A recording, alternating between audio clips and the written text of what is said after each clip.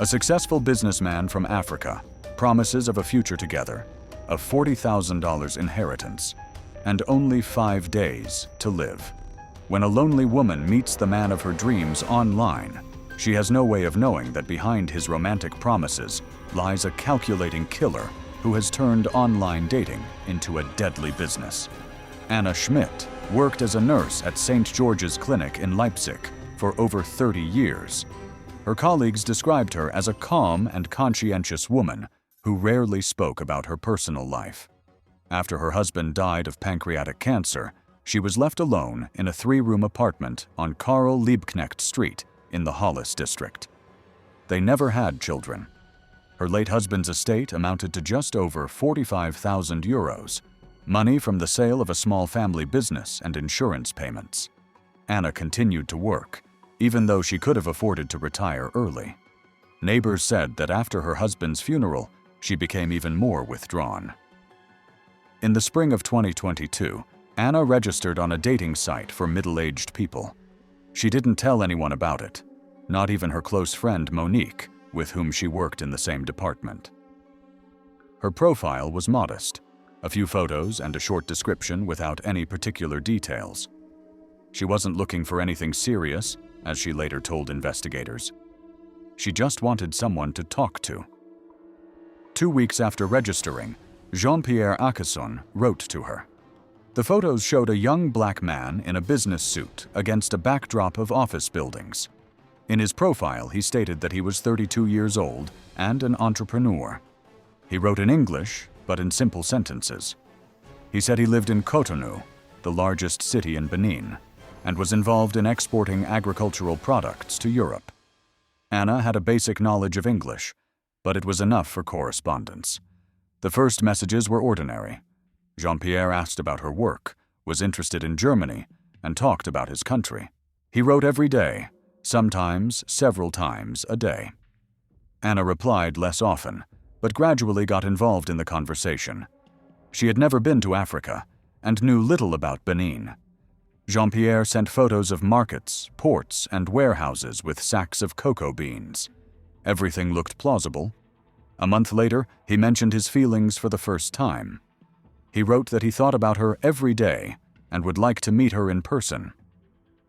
Anna replied evasively, saying that it was too soon and that they lived too far apart. But she continued to correspond with him. Her colleagues noticed that she was smiling more often and checking her phone between shifts. In the summer of that year, Jean-Pierre suggested they video chat. Anna hesitated for a long time, but eventually agreed. The first video call lasted about 20 minutes. The man on the screen matched the photos, spoke with an accent, but was perfectly understandable.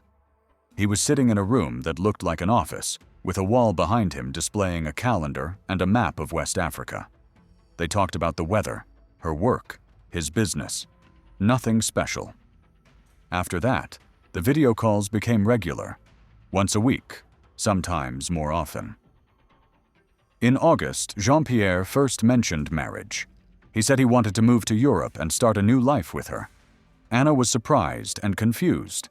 She understood that the age difference between them was almost 25 years, and it seemed strange. But Jean-Pierre insisted, saying that age didn't matter, that he valued her kindness and maturity. He talked in detail about his plans to start a business in Germany, export African goods, and start a family. Anna did not give a definite answer, but she did not refuse either. In September, the situation changed. Jean-Pierre reported that his business was facing serious problems. His partner had cheated him, failed to pay for a large shipment of goods, and now he needed money to pay off his debts to suppliers. He did not ask Anna for money directly, but complained about the situation almost every day. He said that if he did not solve this problem, he would lose his business and the opportunity to move to Germany. Anna discussed the situation with Monique. Her friend was skeptical and asked Anna to be careful. She said that such stories often turn out to be scams, especially when it comes to foreigners asking for money. Anna assured her that Jean-Pierre had never directly asked her for financial help and that their relationship wasn't based on money. but a week later, she offered to help him anyway. She transferred 2,000 euros to the account he specified. Jean-Pierre was grateful and promised to repay the debt as soon as things got better. He said that these were temporary difficulties and that everything would be resolved soon. Anna did not expect the money to be returned. She just wanted to help someone who had become close to her. In October, Jean-Pierre asked for help again. This time, the amount was larger, 5,000 euros. He explained that this was the last payment, after which he would be able to pay off all his debts and start preparing documents to move to Germany. Anna hesitated for several days, but eventually agreed. Monique found out about this by accident and was furious. She told Anna straight out that she was being deceived, that this was a classic scam. But Anna didn't want to listen. She believed that Jean-Pierre was being honest with her. By the end of autumn, Anna had transferred a total of about 12,000 euros to him. Each time, Jean-Pierre thanked her, promised to meet soon and return the money. He sent photos of documents, supposedly contracts, invoices, papers from the Chamber of Commerce. Everything looked official, with stamps and signatures. Anna had no business experience and could not verify the authenticity of these documents. In the winter of 2022, Jean-Pierre announced that he was ready to apply for a bride visa. To do this, he needed an official invitation from Anna and confirmation that they were in a serious relationship. Anna agreed. She sent him a notarized invitation, attaching a copy of her passport and apartment documents. She also wrote a letter to the German consulate in Cotonou, confirming her intention to marry Jean-Pierre Acasson. The visa process took several months. Jean-Pierre regularly reported on the progress of the case, sent photos from the consulate, and talked about the interviews. In the spring of 2023, he wrote that the visa had been approved, but he needed a financial guarantee to enter Germany. He needed a sum of money to confirm his solvency for the period of his stay in the country. Anna helped again, transferring another 7,000 euros. By this point, Monique had practically stopped communicating with Anna. She couldn't stand watching her friend lose money and common sense. She tried several times to convince her to go to the police, or at least to a lawyer, but Anna refused. She was convinced that people were judging her relationship only because of the difference in age and background between Jean-Pierre and her. In early May, Jean-Pierre finally announced his arrival date. He was scheduled to fly to Leipzig on May 23, 2023. Anna was excited and happy. She cleaned the apartment, bought new bedding, and prepared food. She told several colleagues that her fiancé from Africa would soon be coming to visit her. Most reacted with restraint, but no one dared to openly express their doubts. On May 23rd, Jean-Pierre flew into Leipzig-Halle Airport. Anna met him at the arrivals gate. According to witnesses, they hugged, and the man was carrying a large travel bag and a backpack. They took a taxi and went to her home. It was Wednesday.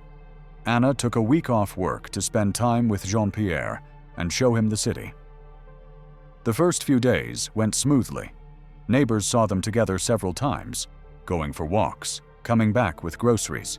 Jean-Pierre was polite, smiled, but hardly spoke. Anna looked happy.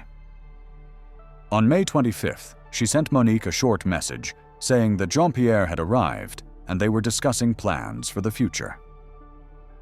On May 26th, Anna went to the bank. She withdrew $28,000 in cash from her account, almost all that remained of her husband's inheritance. The bank employee asked her why she needed such a large amount of cash. Anna replied that she was planning a major purchase and investment in a business. The money was given to her without any problems. She put it in her bag and returned home. On May 27th, Anna did not contact her colleagues, although she usually responded to messages quickly. On May 28th, her phone was turned off. On May 29th, her colleagues became concerned and asked Monique to go to Anna's home. Monique rang the doorbell, but no one answered. She called the building manager and asked him to open the apartment. The manager refused without giving a valid reason. On May 30th, Monique returned to Anna's home with another colleague.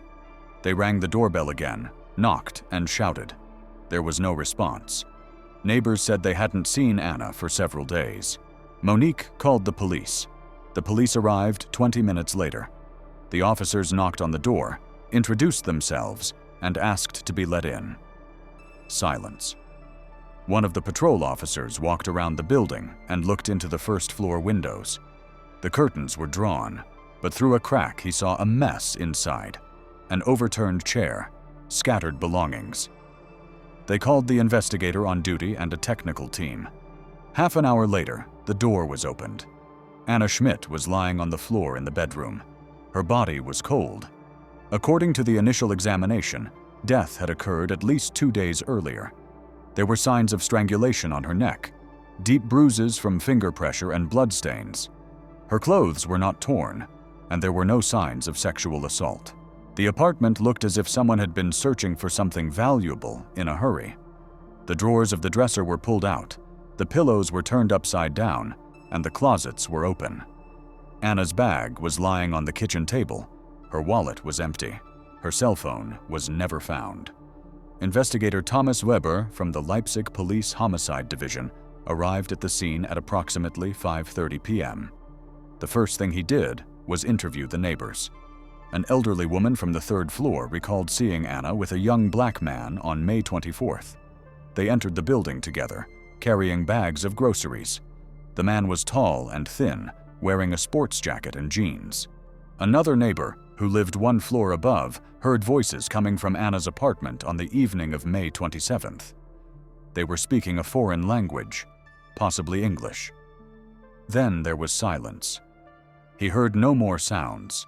Monique told investigators about Anna's correspondence with a man from Africa. She said that her friend had transferred large sums of money to him, and that this man had recently arrived in Germany. She did not know his full name, only that his first name was Jean-Pierre. The investigators requested access to Anna's bank accounts. The records showed that on May 26th, she had withdrawn 28,000 euros in cash. It was a large transaction, and the bank employees had recorded it in their log. Over the past year and a half, Anna had also made several international transfers totaling about 12,000 euros. The recipient was a certain Jean-Pierre Akisson with a bank account in Benin. The technical team seized several items from the apartment: a pillow from the bed, which could have traces of a struggle, a glass with fingerprints, and cigarette butts from an ashtray. Anna did not smoke, so the cigarette butts belonged to someone else. They also found a man's toothbrush in the bathroom and a razor, clear signs that a man had recently been living in the apartment. On the shelf in the hallway were a pair of men's sneakers, size 42. The investigators photographed everything and sent the evidence for examination. The pathologist determined the exact cause of death to be asphyxiation due to strangulation by hands. The victim's neck bore characteristic marks from the attacker's thumbs and index fingers. The pressure was strong and prolonged. Resistance was minimal. No skin or hair from the attacker was found under the victim's fingernails. Perhaps she was taken by surprise or did not have time to react. The time of death was determined to be the evening of the 27th or early morning of the 28th of May. Remains of food were found in her stomach, indicating that death occurred several hours after her last meal. Anna's colleagues were shocked.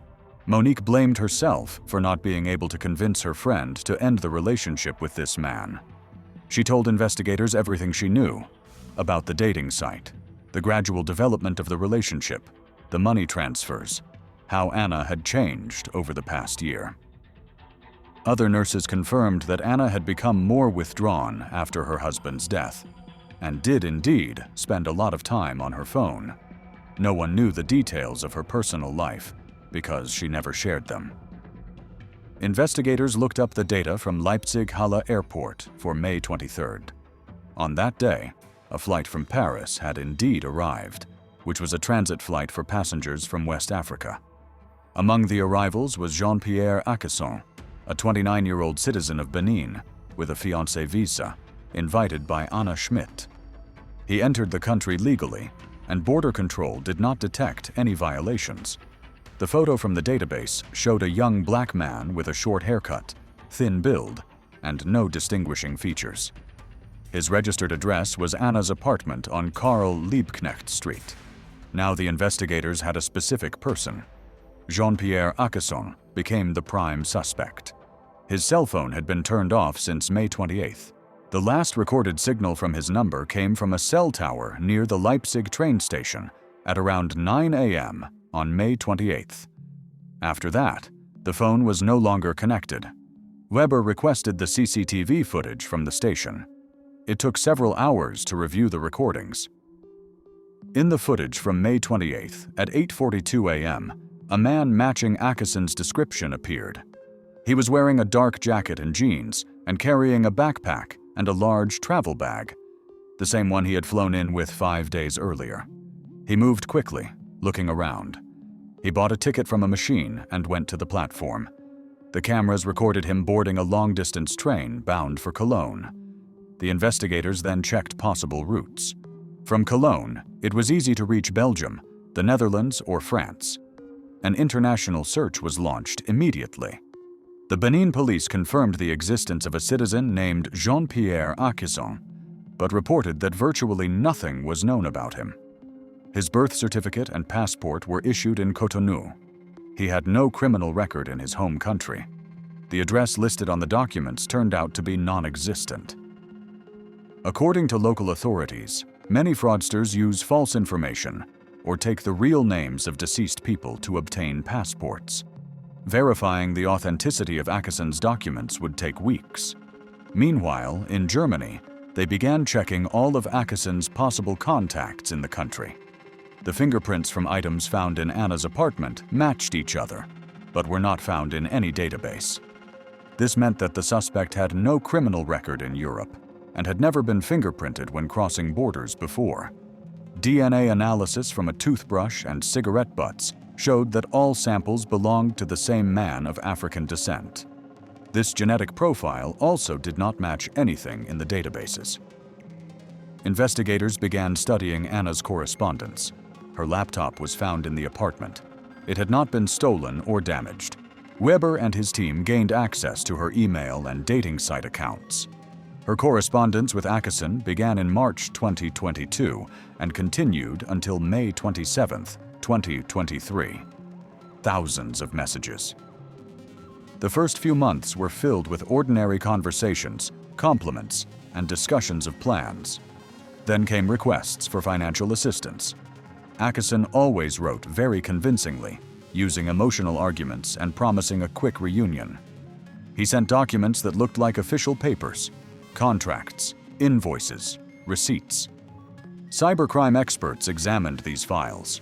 Most turned out to be forgeries. The seals were drawn in graphics editors.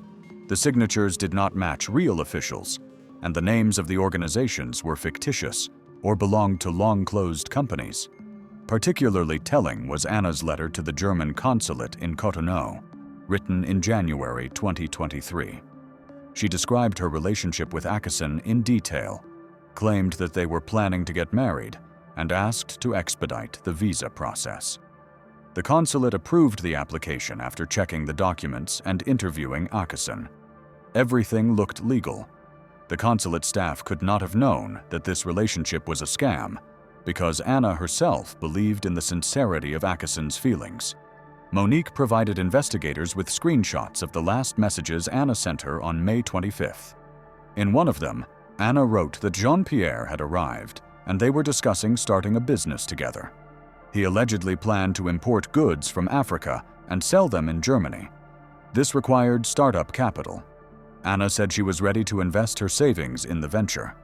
Monique replied that it was a bad idea and that Anna should first have all the documents checked by a lawyer. But Anna did not listen. On May 26th, she withdrew money from the bank. This was the last financial transaction recorded on her account. No cash or Anna's bank cards were found in the apartment, except for one empty card with a zero balance. 28,000 euros had disappeared. Investigators assumed that Akesson had killed Anna immediately after receiving the money and fled with it. The motive for the crime seemed obvious: financial gain. But the details still needed to be clarified. Was the murder spontaneous or premeditated? Did Akesson come to Germany with the intention of killing Anna, or did the situation get out of control? The psychological profile of the suspect was compiled by criminal psychologist Marta Köhler, who specializes in cases of fraud and crimes motivated by romantic relationships. She studied all the correspondence, analyzed Akesson's communication style, his arguments, and his methods of manipulation.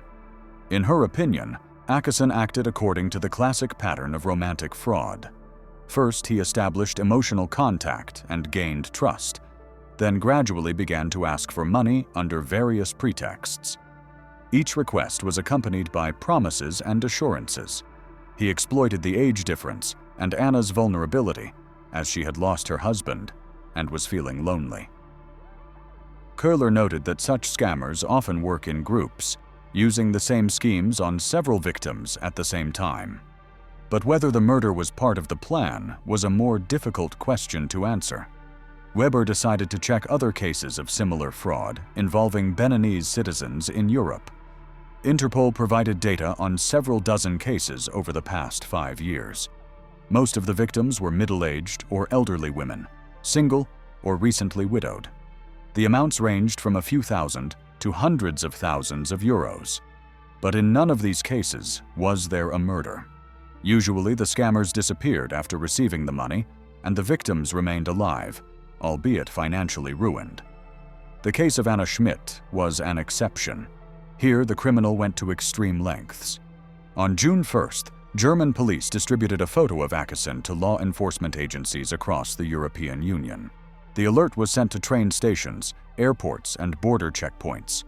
The description was detailed: 29 years old, about 185 centimeters tall, thin build, short black hair, dark skin, possibly clean-shaven, wearing a dark sports jacket and jeans, carrying a backpack and a large travel bag. Dangerous, suspected of murder. Anna Schmidt's funeral took place on June 5th. About 30 people attended: colleagues from the clinic, several neighbors, distant relatives from another city. Monique couldn't hold back her tears. She gave a short speech in which she said that Anna was a kind and responsive woman, but had fallen victim to a cruel deception.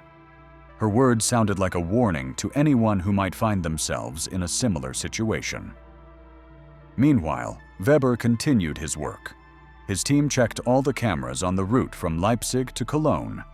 At one of the stations, they recorded Akesson getting off the train in Cologne at around 2 p.m. on May 28th. After that, the trail went cold. Cologne is a major transport hub from which it is easy to travel in any direction. Checking the passenger lists of trains and buses yielded no results. Either Akesson used forged documents or found another way to travel. Investigators contacted their colleagues in Belgium, the Netherlands, and France. They asked them to check migrant hostels, African diasporas, and social assistance centers. Akesson could have been hiding among his compatriots, relying on their support, but the first weeks of the search yielded no results. He seemed to have vanished into thin air. On June 18th, there was a breakthrough in the case. Brussels police detective Claude Dupont contacted Weber by email. He reported that there was a similar case in their database. In March 2023, 60-year-old Belgian citizen Martine Verbeek was found dead in Brussels. The cause of death was suffocation. The apartment had been ransacked, and cash and valuables had been stolen. Before her death, the woman had been in a romantic relationship with a man from West Africa, who disappeared immediately after the murder. Witnesses described him as a young black man of slim build. The police were unable to establish his identity. Weber immediately requested all the case files. When he received the surveillance camera footage from Brussels, his heart skipped a beat. The blurry images showed a man who looked very similar to Jean-Pierre Akesson. Same height, same build, same gait. True, he was wearing a baseball cap that hid his face, but the resemblance was obvious. Weber sent the photo of Akesson to his Belgian colleagues. DuPont confirmed that it could be the same person. The details of the Verbeke case were eerily similar to the murder of Anna Schmidt. Martina had been widowed a year before meeting the killer. She registered on a dating site where she was contacted by a certain Thomas Okafor, who introduced himself as a businessman from Nigeria. They corresponded for several months, and he asked her for money under various pretexts. Martina transferred him about 8,000 euros. Then he came to Belgium on a tourist visa. A week later, neighbors found Martina's body in her apartment. About 15,000 euros in cash, which she kept in a safe, was missing from the house. The safe had been broken open by brute force. The Belgian police were unable to find Thomas Okafor at the time. The passport details he provided when obtaining his visa turned out to be fake. The Nigerian authorities confirmed that no such citizen exists. The trail ended at the Brussels bus station, where cameras recorded the suspect boarding a bus to Paris. After that, nothing. Now there is a new theory. Perhaps Jean-Pierre Akesson and Thomas Okafor are the same person, using different names and fake documents. Weber and DuPont decided to join forces. They began to investigate other similar cases in Europe over the past 3 years. The Interpol database contained information on several dozen cases of romantic fraud involving West African citizens, but in most of them, the victims were still alive. Murders were rare. However, a detailed search revealed 2 more cases. In December 2021, 58-year-old Helena van Dijk was murdered in Amsterdam. The circumstances of her death were strangulation and robbery. Prior to this, she had been meeting with a man who introduced himself as an investor from Ghana, named Kwesi Mensah.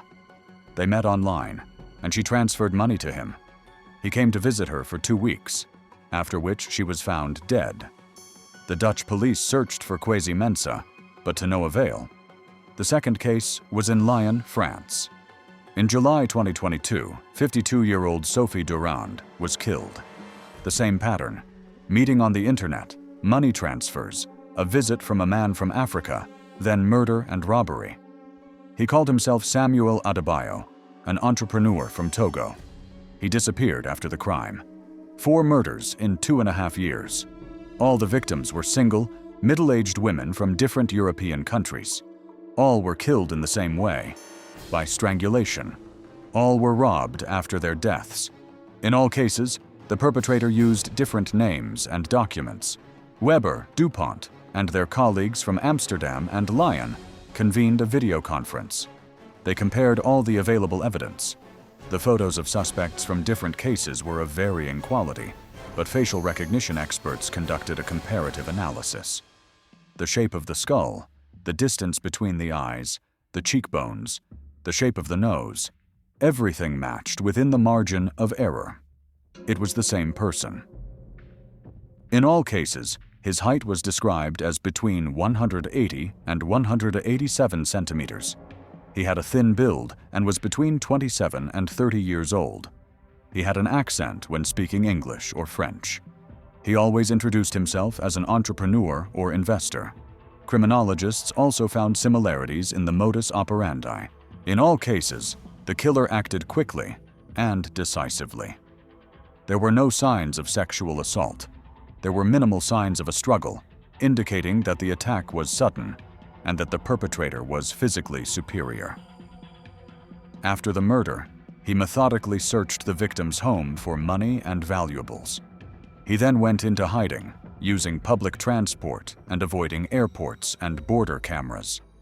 Psychologist Köhler added to the portrait of the criminal.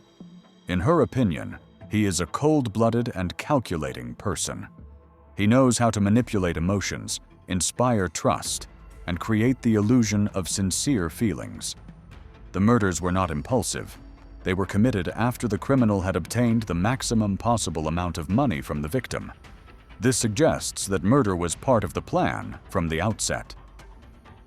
He did not come to start a new life with these women, but to take all their savings and eliminate witnesses. The total amount stolen in the 4 cases was about 86,000 euros. That's a lot of money for most people. Weber suggested that the criminal might not have been working alone. Perhaps he was backed by an organized group that supplied him with fake documents, helped him cross borders, and found new victims. Romantic scams are often linked to transnational criminal networks, especially in West Africa, where there are entire groups specializing in online fraud. Interpol set up a special task force to catch the serial killer. Information about the case was sent to all European Union countries, as well as the UK, Switzerland, and other European states. A photo of the suspect was sent to all law enforcement agencies. He was declared a particularly dangerous criminal. On June 24th, a woman named Laura Janssens went to the police station in Antwerp, Belgium. She told a strange story. A few days earlier, a young black man had approached her on the street and asked for help finding an address. They got talking. He introduced himself as Mark and said that he had recently arrived in Belgium from France and was looking for work. Laura was a volunteer at a refugee aid organization, so she gave him the contact details of a local support center. The man thanked her and left. But a day later, Laura saw his photo in the news. The police were looking for a suspect in several murders. She recognized him immediately. Laura described the meeting place, the Borgerhout district in Antwerp, a multicultural neighborhood with a large number of immigrants. The Belgian police immediately organized an operation. Dozens of officers began combing the area. They checked hostels and apartments where people from Africa were staying and questioned local residents. They showed them Akeson's photo. Several people confirmed that they had seen a man who looked like him in the area in recent weeks. On June 27th, at around 6:40 p.m., the task force received a tip. The owner of a small shop in Borgerhout reported that a man matching the description in the photo had visited his shop that morning. He bought bread, water, and cigarettes. He paid in cash. The salesman remembered him because he was acting nervously and constantly looking around. He left in the direction of the old industrial district. The police concentrated their forces in the specified area. About 20 Special Forces officers surrounded the abandoned building of a former textile factory. According to local homeless people, illegal immigrants sometimes spent the night there. The building was divided into several sections. Many of the windows were broken, and the entrances were boarded up.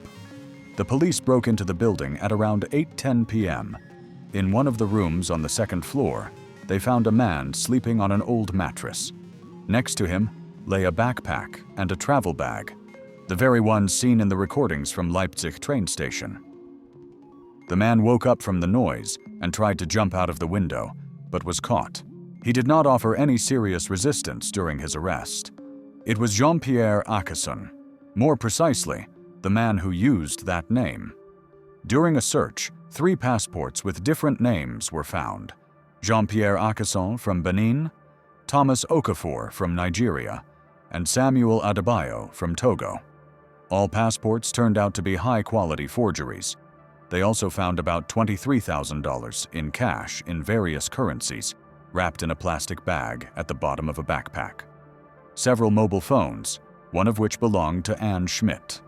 2 more phones were identified as belonging to Martine Verbeke and Sophie Durand after inspection. The detainee was taken to the Antwerp police station. He was charged with 4 murders, those of Anna Schmidt, Martina Verbeke, Helena van Dijk, and Sophie Durand. He was also charged with fraud, use of forged documents, and illegal border crossing.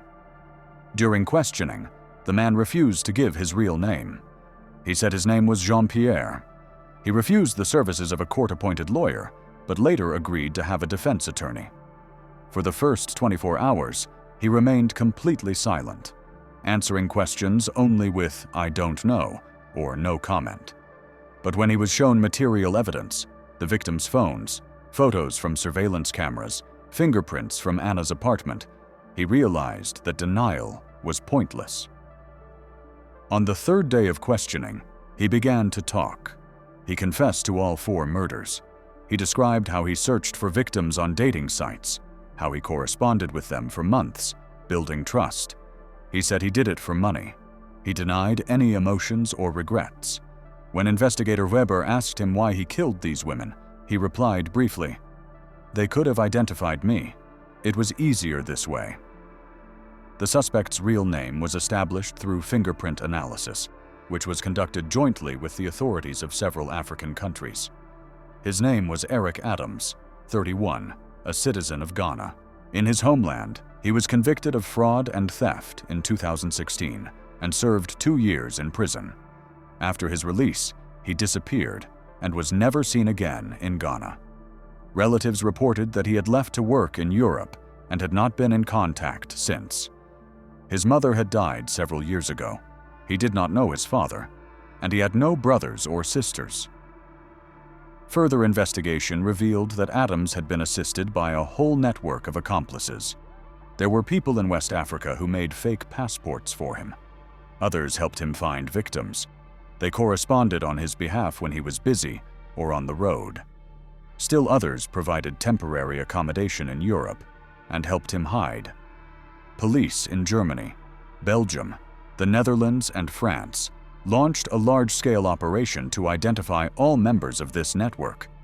At the end of July, 3 more suspects were arrested in Côte d'Ivoire and 2 in Germany. They were charged with aiding and abetting murder and fraud. One of those arrested in Germany turned out to be a forger of false documents working in Berlin. He confessed to making passports for Adams and several dozen other fraudsters from Africa. European authorities began investigating whether Adams had other victims who were not yet known. They sent requests to all European Union countries, asking them to report any unsolved murders of single middle-aged women over the past 5 years. Several cases came under suspicion, but there was not yet enough evidence to link them to Adams. Weber returned to Leipzig, feeling both relieved and exhausted. The case, which began with the tragic death of nurse Anna Schmidt, turned into an investigation into a series of murders committed by a cold and calculating criminal. 4 women died at the hands of a man who saw them only as a source of income. They were all looking for love, companionship, and hope for a new life. They all fell victim to a monstrous deception. The trial of Eric Adams began in February 2024 in Brussels. The Belgian authorities took over the case because that was where the suspect was arrested. Germany, the Netherlands, and France handed over all the investigation materials and sent their representatives. The trial lasted 3 weeks. Adams was charged with 4 counts of first-degree murder, large-scale fraud, use of forged documents, and illegal border crossing. The prosecution presented an extensive body of evidence, including correspondence, bank documents, witness testimony, and physical evidence. The defendant's lawyer tried to prove that his client had not acted alone and that he was part of a larger criminal network, but this did not mitigate his guilt. During the hearings, Adams remained aloof.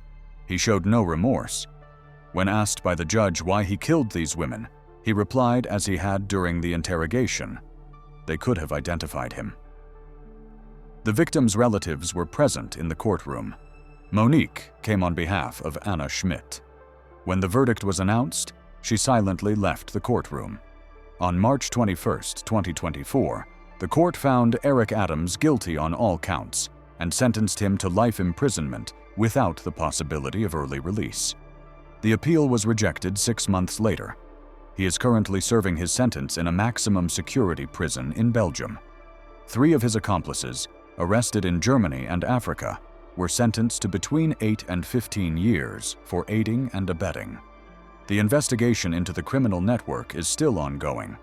The police do not rule out the possibility that Adams may have had other victims who are not yet known. The case did not receive widespread publicity. There were a few short articles in the local press and 1 article in the crime section of a German publication. The names of the victims were not disclosed. For most people, it remained just another crime in the news. Monique quit her job at the clinic a year after Anna's death. She moved to another city. She said she could no longer work in a place where everything reminded her of her friend. Anna's apartment was sold by distant relatives. The money went to pay for the funeral and legal costs.